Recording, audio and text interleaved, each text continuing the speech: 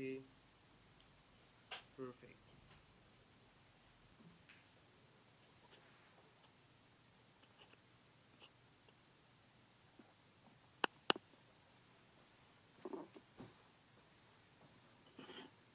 Yo, What what's up, up? Chris? What's going on, man? Everything good? Yeah, dude. How you been? Here we are, still in quarantine here in France. How is it in LA? It's sunny and hot right now. It's good. I see that. In school. You've So been practicing a you guys lot in since quarantine? you locked up. Say what? You guys are still in quarantine? Oh yeah. I imagine for at least I think they're gonna reevaluate in like 2 weeks, but I imagine it's probably gonna be at least like a month or two, maybe longer. And in The France, numbers are. to go out beginning from the 11th. I see. I see. Numbers are still going up for you guys, right? Yeah. Yep. Same with us. I think New York kind of settled, but LA is still like going up. Maybe not as high, but like around like 1,500 a day. So Oh, it's not going anywhere. and hope you're safe, bro, and everybody around you is safe too. Yeah, for sure. Yeah, we just been laying low. Haven't been leaving the house. I understand. Okay, bro. So we start. Just introduce yourself. Yeah, so I go by the name of Tetris, and I've been dancing since 2002. Um, the way that I got into it was I went to a rave, which is like a music festival where they play drum and bass and house and trance and stuff. And at that time, I wasn't a dancer at all. I had no idea about dance. And I saw a group of dancers, like a cipher, and I didn't know what this thing was called or any of that. But it was like pretty amazing what they were doing. And then I started going to these parties, and then eventually I ran into Pandora and Pop and Todd, Okay. and I So love their style. Sorry, that was in LA, right? yeah, this is in LA, exactly. So yeah, I saw Pop and Todd and Pandora. I loved their style, like Pop and Todd was like very stroby and ticky, hard hits, waves, glides. He did a lot of tuts too. Pandora, obviously, she had like amazing tuts, really intricate small boxes, a lot of strobing and ticking.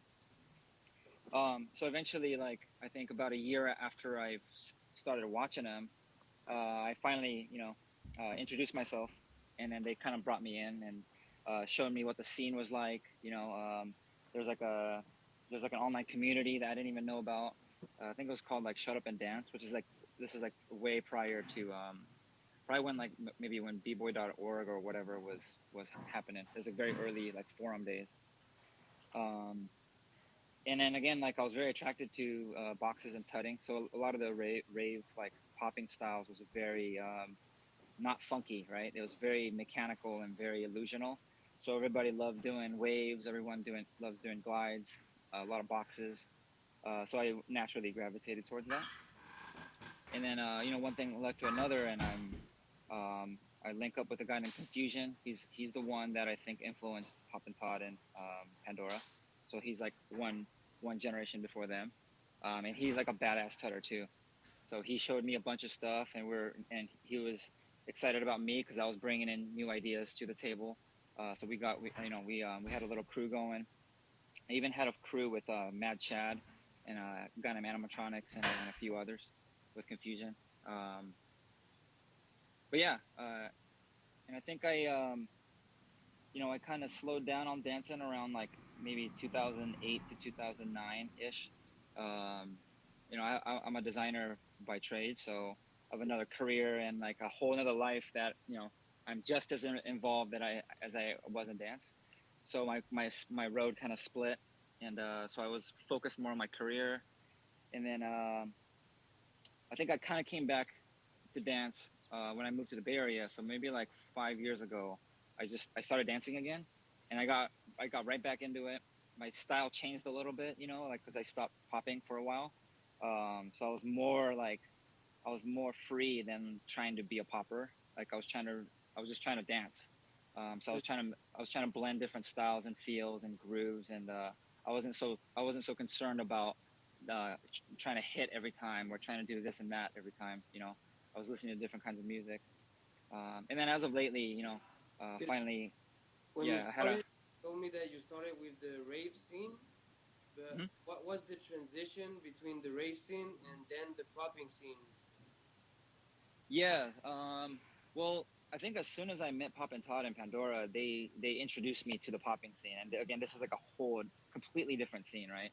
Like the rave dancers didn't know anything about the popping community, and It was some more poppers, a lot liquid. of yeah, a lot of liquid and waves and stuff. But what's interesting is a lot of LA dancers around my generation were all coming out of the raves. Like it's same very similar story like me. They went to a party with their high school friends, and they had no idea about dance, and they see this thing, and they're like, "Oh shit, I want to be part of that."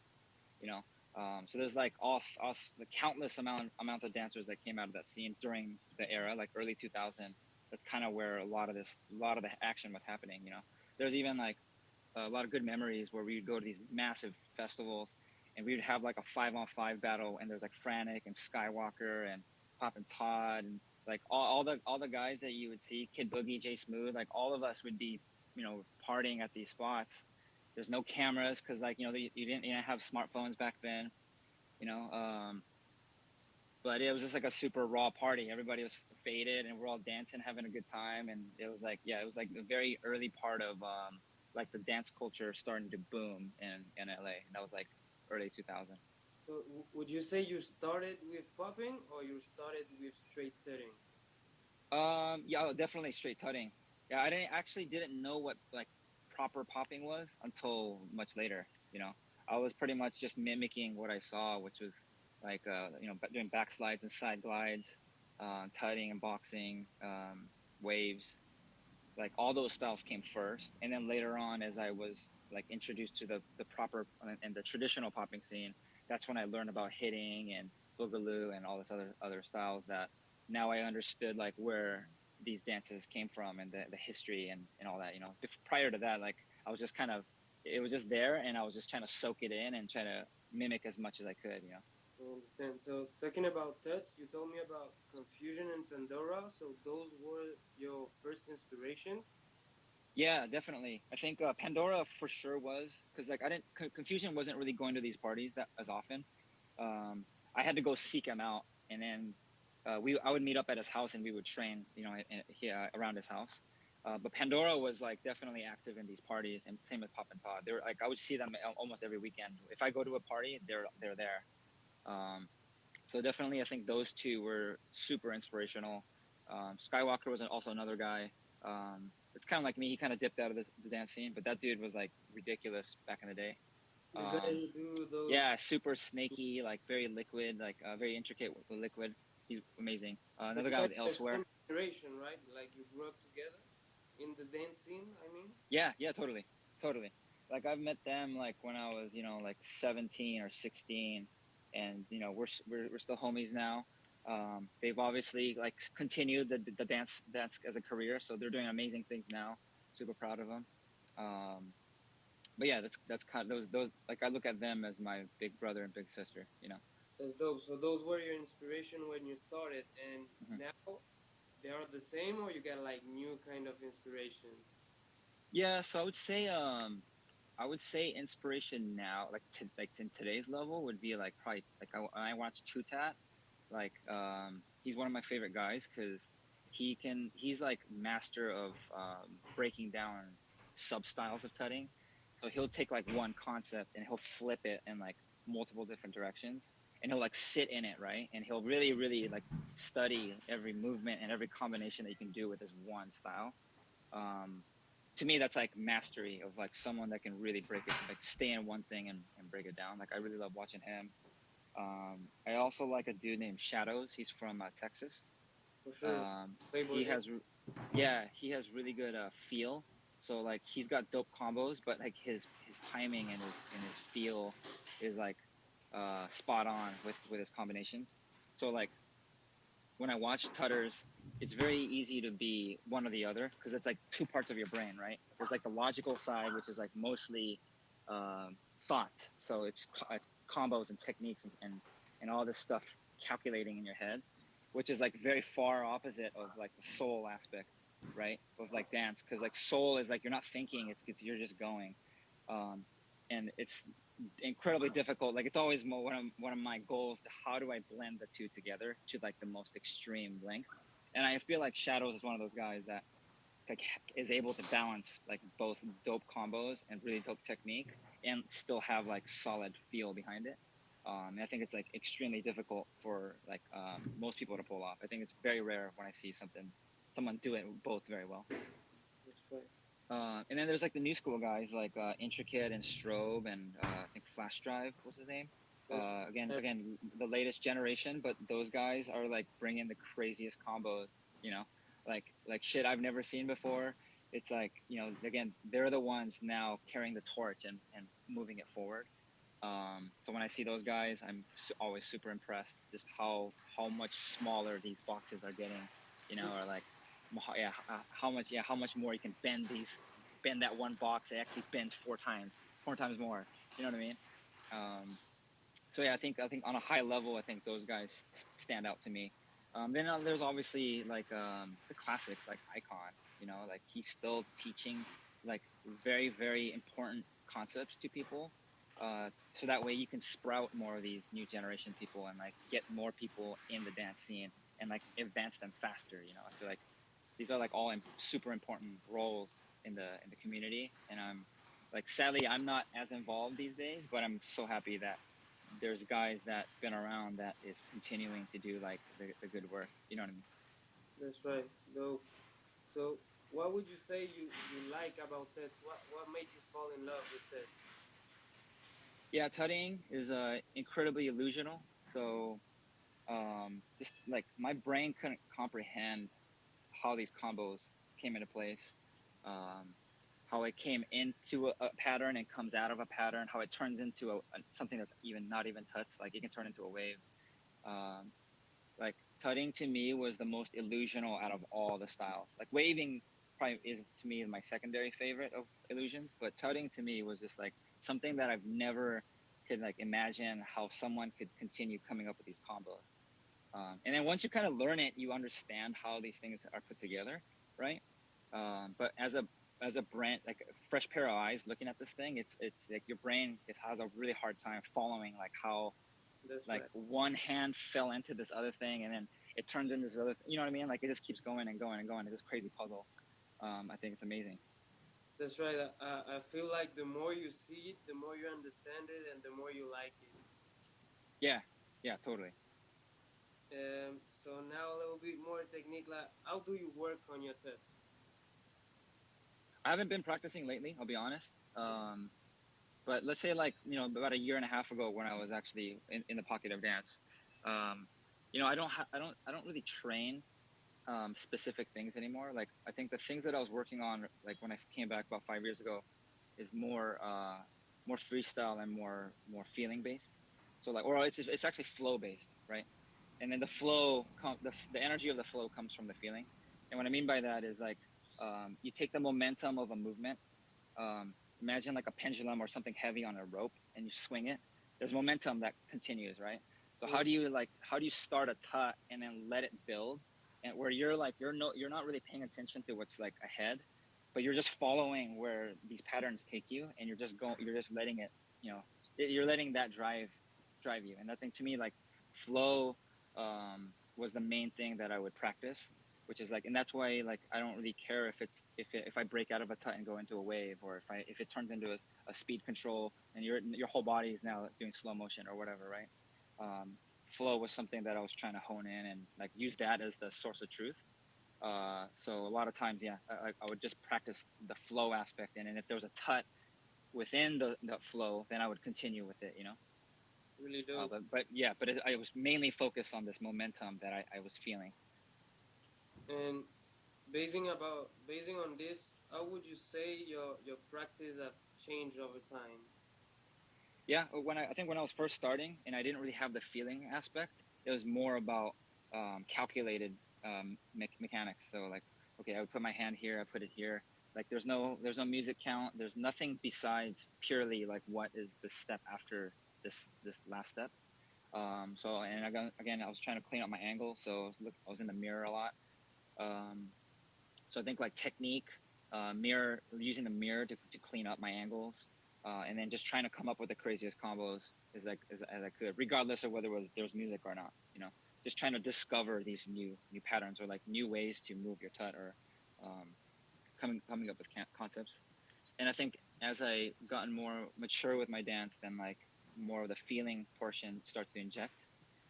So I was trying again the left and right brain. Like I'm trying to figure out how do I combine these both like amazing aspects of dance and what is this like what is my unique angle on that, which was again trying to combine these two because I think there's like magic in both. That's right. Really, really dope words, bro. Thanks for the inspiration. So what would you say into tuts? Like not talking about popping or everything. Mm-hmm. What's the difference into the tutting culture between when you started and now? How do you think like the movement has evolved? Yeah, so I think it's like the way that I see it is it's way more specialized now. Back then, it was more of a lot of people wasn't actually like specialists or they weren't really tutters. They were like a popper and they would do tuts as a move. And I think a lot of the times tutting was used as more of like a blow up or like this very small sub style and no one really stuck in it, right? But now, fast forward like 30, 40 years later, especially in the last 10 years probably, there's people that like just focus on tuts and that's like their mastery and their specialty. So I think there's way more people now that's just like 100% focused on it. And I think that's why the speed of the rate of like the innovation has exploded because there's people now being specialists and they're sitting inside this thing and really creating and expanding. The other thing too is again this community aspect. I think there's more focused communities for tutters. Again, this thing that you're starting with the world video and then the Facebook group that you got. I That's think right. there's more people doing like the good work of creating these communities for these specific substyles. Whereas before it was like one element out of this giant umbrella, you know. Um, Right. so yeah, it's come a long way. That I think that's why there was a lot of confusion back then too, because like people were not able to specialize in one thing that they really love and Hmm. try to learn more like a lot of things. But Yeah, I think like now we saw more personalities because they are able to express themselves more freely, maybe. Um, yeah. so, basing on that, how do you think we can make turning huge, like a real dance, like a movement, like popping, for example? How do you think we can evolve on that way? Yeah, I mean, I think it's like all the right elements. Like I feel the momentum going in that direction. It's getting bigger and bigger. There's people that's actually don't even care about popping. That's tutting, right? Like there's all these kids out there that don't even care about like anything that where tutting came from. They just care about tutting. To me, that's a pretty big deal. That's a pretty big shift. Like it's almost like the sub style that's like broken off and it's like turning into its own thing. And I think we're there. We're kind of already there. Especially when I look at the type of people that's into tuts, or like when you go on TikTok and you see all these random kids that's not even they're not even street dancers, right? And they're really focused on tutting. Like that's pretty. Like I'm pretty impressed that there's so much interest and there's a lot of drive for these kids to want to be able to tut without like the classic, um, the things that come with it, like oh you're a street dancer, oh you're a b-boy, like oh you're in the hip hop scene. Like that's like a very like cliche way of like identifying why someone tuts. But this generation now, it's like it's definitely it's shifting. So I think it's just a matter of time, and I think the more you guys continue to like because like what happens when you have these I think new generation people coming that's detached from the scene, they're gonna like they could pick it up and they could get better and better and they're gonna get great right with practice, but they're gonna lose some essence of like what made tutting the way it is from the history and the roots and the culture of it, and they're not gonna get any piece of that culture, right? And I think like one important factor of how to take care of that new generation is for you guys and like icon and the people teaching those people to continue to make sure that like all the new generation can still do what they need to do and like focus on what they want to focus on, but ensure that there's some of the culture aspect and the history aspect that's still retained, so that way the next generation another 10 years later, like we don't just keep losing it and it becomes flatter and flatter. Like we need to maintain at least some pieces of the things, even as it's like changing into something else, you know. I think it's important to kind of as we scale, like retain some of that stuff. Yeah, I agree. I think that's the really important work we have to do, because a lot of people, like you said, are starting it without any basic of any street dance, Mm-hmm. because I think it's really visual. So, for example, in 1 hour you can learn a tearing combo that you can show someone and can be clean. Or for example, if you got flat angles, Mm-hmm. you cannot show like a clean routine of popping after 1 hour, because don't even know how to pop after 1 hour. It's a lot of more work, and I think that that gap is really difficult to maintain. Like to maintain those people in, hey people, this is not just visual. That Mm-hmm. came from something else. It got a essence to maintain. You know. Right. Yeah, or like me tutting aside, like I think just being able to translate, like there's the visual aspect of it, right? And there's a technique aspect and the conceptual aspect, and then there's like the feeling aspect of it. And I think like street dance aside, the feeling aspect I think is more important. Like it doesn't have to be hip hop, or it doesn't have to be funk, or it doesn't have to be popping or b-boying or any of that. But like being able to make sure that like they can still like enjoy applying this visual art form that they're attracted to, and then also learning how to feel that with music. And I think like then they can really enjoy both aspects of it. And I think that's, to me, like it's probably better to approach it that way than trying to purely like resemble, you know, like it has to be street dance or it has to be this thing, because then you're kind of just putting them in a box, right? I think if you like take one step back, it's more like how are they able to take the music that they like and the music that they're moved by, and how do they apply this like new art form that they just discovered and like create something new out of it. And I think to me that's probably the best path to let them be free, while like continuing to progress the art form as a whole, you know. That's so inspiring, bro. What was the kind of work or the work you enjoy most doing in your career? It was like teaching or being on stage, or have you been in LXD? No. Yeah, so I did one episode of LXD that was pretty fun. But you know, like I don't teach. I never really taught that much. I mean, I would teach people, but I wouldn't do like these classes, or like, you know, I wouldn't hold these like community organizations where I'm teaching. Um, and I wasn't really much of like a contest guy or like a performer either. Like I actually have a lot of stage fright, so like I would, and yeah, I wouldn't, I probably wouldn't do as well in the spotlight like that. Um, but like back in the day, I used to battle a lot at the parties and ciphers, and then also just like just being part of the underground community. I think was probably more of why, like um, like how I resonated with the community in the scene, right? It's like I was more of like behind the scenes type of person. Like I wasn't in the forefront trying to win battles and traveling to go see other dancers. Like mainly I was staying in LA. I was like going to these underground parties, and we were just getting down. And that was mainly where my joy was. And luckily we're in LA, so like everyone from around the world would come and visit, and they would know where these parties are, or like where these events are, and they would come and watch. Um, so luckily I didn't have to travel or go out of my way to do anything. I was actually quite lazy in that sense, right? So like I was just kind of cooped up in LA, and I was just doing my thing, and just having fun with my friends. So we're lucky that people record you, and we could move up.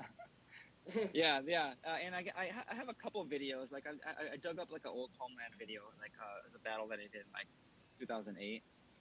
And then I think like again when I went to the Bay Area and I started dancing again, I was starting to make just clips on my own, and I would just go out randomly with like a GoPro, and I would shoot something. Um, but yeah, there's random footage floating around, but not much, you know. I knew you from a video where you are in a hallway, like Mhm. doing walking tests and things. Oh It right, that was for area. that yeah that was like the D studio. It was like a, inside of a train, right? Yeah, that's right. Yeah, that was right after LXD. So like we filmed that like end of 2010, and I think they held on to it, and it was released like maybe 2012 or something. But that was like around the time LXD was happening, like in 2010. So you were all about chilling. That's right. You were like getting into parties and cipher. That's where you did like most of your progress into dancing, I would say. Yeah, for sure. That's pretty much like every weekend. That's what we would. That was the culture here in LA. So, there would be like a drum and bass party or a house party. It's in a warehouse. That's where all the dancers would meet, and then that's where we would practice. I remember a footage of you battling a b-boy, I think, in a big party Hmm. Oh, where you know what? Is it like a big black and white like video? 4 rounds or 5 rounds, like going and going and going, and that was the kind of vibes in the parties. Like there were a lot of battles like this where you guys Yeah, said like just go and yeah, pretty much. Yeah, I mean the ciphers would start anywhere, And again, like back in the day, I think it's even the party scene is different now because like you go to a festival now and you won't see that many ciphers. You actually probably won't see any ciphers, but probably early 2000 to 2010, there's still a lot of poppers and b-boys still going to these parties, and that's where you would actually showcase and see who was doing what and who was what out of towner was in town, and you know what I mean. that's really dope. And now, what would be your dream project related to dance or TED? Yeah, it's interesting question because when I was in the Bay, I had this idea of like, so I'm into VR, right? That's what I do for work. It's Okay, virtual reality. Put on the headset and okay. you're in this other world. So I'm into technology stuff. So what I always imagined was like, it's called projection AR, but like you get a projector and you're able to project like a digital scene. And some guys have already done this, but I've always had this idea of doing like a theatrical performance where like it's not music, but it's like sound effects and like different visuals, and like you're narrating a story with your body. So it's very theatrical, but it's with tutting. I guess it would be with other styles also, like any styles that I do. But I wanted to do some sort of tech with visuals with tech and dance, and like some sick like digital musician, but it's not quite like a rhythm, but it's like sounds of like some glitchy music or something like that, right? And then create this performance, and then try to see like what other people I can bring on to do these types of performances where it's not really a dance performance in the way that we're like used to, where it's like a rhythm and you're creating a routine, but it's more of this like storytelling with movement. And that's kind of like one thing that I've always kind of wanted to do. I haven't been there yet. I don't think it's game over yet because like I'm always in and out of the dance scene. I'm on a Oh, your microphone cut. Maybe you got no battery anymore on your AirPods.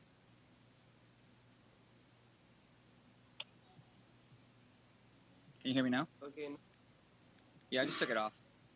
okay. Yeah, so I think like I want to get like the other dope ass dancers. Like imagine like Frantic or you know someone someone with some crazy ass waves like what's his name, was it Enox, Yeah, right? And then having them do these incredible like stage shows, but it's not through the dance as we know it, but it's like a theatrical thing, or maybe they're dressed up and they're in character, um, yeah, like I think that would be amazing. that's really dope. So, did you wanna like do everything in it, like create the VR, choreography, casting it? It will be like all of your project, or you wanna like uh, take care of the VR? Or I don't know. I think like I would like to direct it, so I can come up with the ideas or the themes, and then I would want to collaborate with someone that knows all the like a 3D artist that's like super badass, that's like very experimental, and then finding like a sound engineer that's like just right for the job, and then kind of creating this like super crew of people in different industries that don't actually typically mingle, and then try to see like what kind of magic we can come up with that. I think that would be pretty badass. That would be really amazing, really really amazing. And have you already done something like this? I haven't, no. Like I have a projector, so I've toyed with it, and I have like it emits particles, so it's tracked by movement. So you have like an Xbox controller, you wave your arm, and then it'll like trail, or like it'll particles will come out. So I've done like very basic tests of it. So like that's where I was getting kind of the idea of like, okay, I need to continue thinking about how to put this crew so that way people can bring the right equipment, because these things can get pretty expensive depending on how extensive you get, right? But I think like again, finding the right group of people, I think would definitely be able to pull it off. And like we have the connection with the dancer, so like you kind of do a proof of concept with one dancer, or like let's say I'm the artist, and I would do one, and then I can inspire other people to be able to do something the same type of thing, but with their interpretation. And I think like it can create this whole new type of performance that like we don't have yet. That's right. I really think that the future. I've made one piece with a projector when I direct like a light Mm-hmm. that looks like it. Screen. I've worked with light painting to setting to create Oh shapes, right, yeah. and I really think like those kind of interaction between technology and visual dances, like waving and that, as you say, are really like the future of what dance on stage can be, and even Yeah, what dance on screen can be too. yeah, that'd be dope. I totally agree. Yeah, I think there's so much more to explore. And again, like we already have trippy visuals without anything, right? Like we can do it with just with nothing. So imagine you enhance it. Actually, one what's his name? J Funk did that. Remember that Samsung video he did? And that's like pretty old, right? Like that was like I forget what year it was, but to me that's also like was ahead of its time. Like you took a professional, CG artist, VFX part person, and like that's what they do for their career, and then you pair a sick dancer and you merge that together and you get something incredible like that commercial. Um, like and again I've seen some of those kind of pop up here and there, but I feel like there's way more to explore and to Yes, go, right? Like, but I yes, think that the difficult thing is like trying to find the right talent to make sure that this team is there. And it is like extensive work, so like what's the like how do you maintain this work? Is it just a passion project, or can you make a business out of it? I think like there's a lot of key things that would help with like pushing this thing forward and making it worth everyone's time. But I think that's like the people that's like Pandora's was doing a circus show, right? She would perform at these circuses. Like that would be great addition for that team to adopt some of these the tech work, and then use it as part of their show. And then in return, they can make money from people coming into their show. Like that to me is like a nice ecosystem where everyone can make a living off of this thing and still explore and that, push it. those are big projects. Like they need a lot of people getting involved in. They are really amazing. And I know a whole show in France that were called Pixel. I don't know if you know about that show. And it Wait, what was is it called? Pixel, Pixel, Pixel? No, I don't know. and it's a show from a urban choreographer in France that Uh-huh. lasts maybe 2 hours with b-boys, rappers, contortionists, and it's all about mapping and street dancing. If you don't have seen it, I recommend it to you. It will inspire you Yeah, I gotta check that out. That sounds awesome. for sure. That's really cool because in all the interviews I've made, I feel like all the judges we are really connected in those kind of project, and I feel like if we can get together to work and brainstorm together, like some projects can be like more bigger than we can even imagine. Yeah, totally, man. I mean, this video thing that you're doing is a pretty good idea. Like, That's I can't what I wait to mean. see It's the end of that. micro idea. It's micro idea. I don't take the credit for Oh, that. I see. For that originate. I'm just helping Yeah, out. But it's a really really great idea. I yeah, agree. that's a dope idea. Are you part of it? You register in the list? No, I haven't yet. I've been just observing. But we'll see. Bro, you're part of history. You're part of history. So, what would be your advice for someone who wants to start tutting? Advice would be so just learning the right techniques and the concepts behind some of the stuff is like one aspect. And once you kind of learn the physical, I think it's easier to pick up the physical aspect, right? So like just learning the basics, I think is the first step. And then the second step, obviously, is again, how do you? It's to me, the application to music is where the interesting stuff comes from, because that at that point you're not thinking, and like you're letting your soul take control. Um, So to me, that's the second step is to how do you enter that mode. So like I think the more that you learn the basics without music, it's time to apply it to music, and then try to exercise your freestyle and in the brain that helps you create these combos without having to actually think about them. I think that to me, like that process is like really important to cultivate. Um, yeah, so I think like I don't have anything particular, but I think like step just by knowing step. the process I think super important. That's right. I don't know if you agree. Correct me if I'm wrong. Sometimes I compare the work of setting with the work of b-boying, because in the sense of a b-boy cannot do a musical head spin or air flip if he hasn't worked it like very well before. And I think, correct me if I'm wrong, that in setting you have to learn all your points, your basics, your fixed, Yeah, to to be able to play with them after. yep, yeah, it's the grid, right?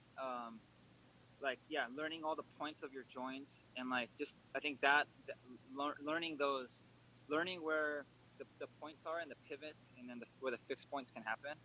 Um, I think that is the vocabulary for you to like draw your movements.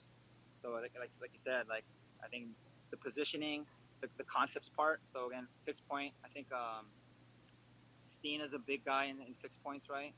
So I think understanding that you can have one fixed location and then the other part swings, and then you can move the fixed point and move it to the other side. Like that can unlock all sorts of combinations from just learning one move.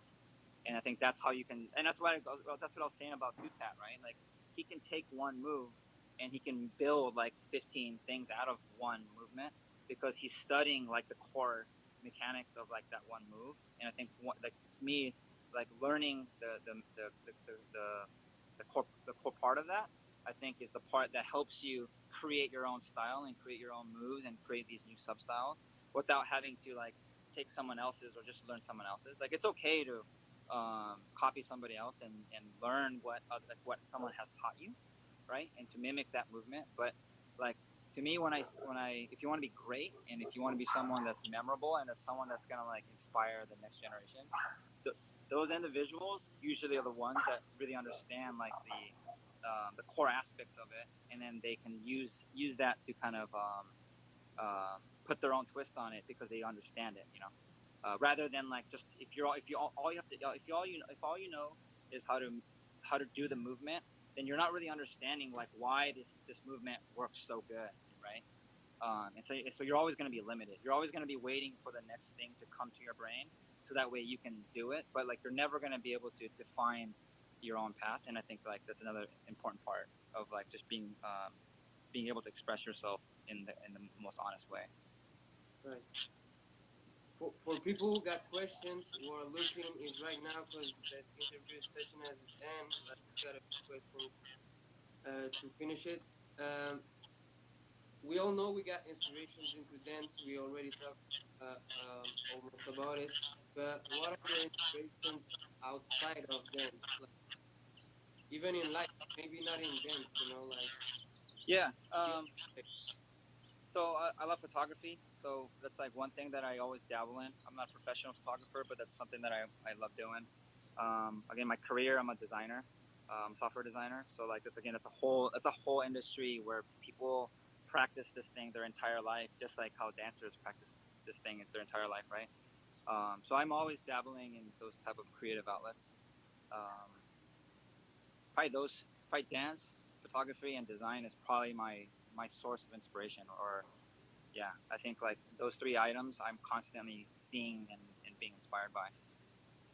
Do you have particular references into those, like in photography and Say again? do you got references that we can look at? Yeah, if you go on my Instagram, I have my photography there. It's like mostly my photography stuff. I like all my dance videos are kind of way down back when I posted them, so it's probably like 2 years old now. But yeah, most of my latest photography, that's probably the thing that I update the most. Um, is on my Instagram. Really dope. Thanks a lot for this inspiration. Yeah, man. This video for the public is gonna be registered during my in my live during 24 hours, and the icon is posting all the interviews on his page. so you will be able to find it back. So Sick. all the knowledge can stay in time. Oh yeah. Well, when's the cutoff on that again? In 24 hours, I will put it online. I think in 3 4 days. Okay, I'll take a look. I'll gotta definitely look at that. Thanks a lot. Do you have a message to deliver to the people who look at it? Say again. Do you have a message to deliver to the people looking at it right now? Oh yeah. Yeah. I guess again as a right now I'm an observer since I'm not very active in the scene, but you know I'm constantly seeing what people are coming up with, and I'm constantly impressed. So like I hope everyone continues to like while I'm absent, I hope everyone continues to do the good work. And again, like people know who they are. I've always told these individuals, but it's important work that they're doing to spread and to teach and to continue to inspire other people. And again, even these talks, I think they're great because like there's all these people that might not know these individuals being interviewed or like the history behind some of the stuff that what inspired us, right? So I think I really appreciate you doing a lot of work out of your own personal time, and again the community that you're building. I think those are all the right things that I think I'm always constantly impressed by. So thank you. Thanks a lot, brother. Thanks for accepting the interview. Thanks for all that knowledge that you delivered, and hope that we will be in contact and have the opportunity to meet you one day, brother. Yeah, man. If I'm over in Paris, France, I'll hit you up. If you're in LA, definitely hit me up. Okay, that's right. Thanks a lot, brother. All right, Stay bro. safe, Peace. keep up the good work, and thanks a lot once again. All right, man. Later, man. Bye. Have a good day. Peace.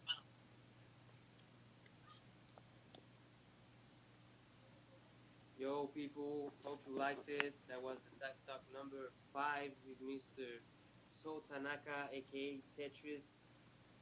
A lot of knowledge has been delivered. Stay connected. Next week, 2 interviews are coming. I don't know if it will be Future, Icy, Junior Boogaloo, Salah, but I have a lot of guests coming in, so stay tuned for those golden informations about tech. Thanks, community. Love, stay safe, and see you soon. Peace out.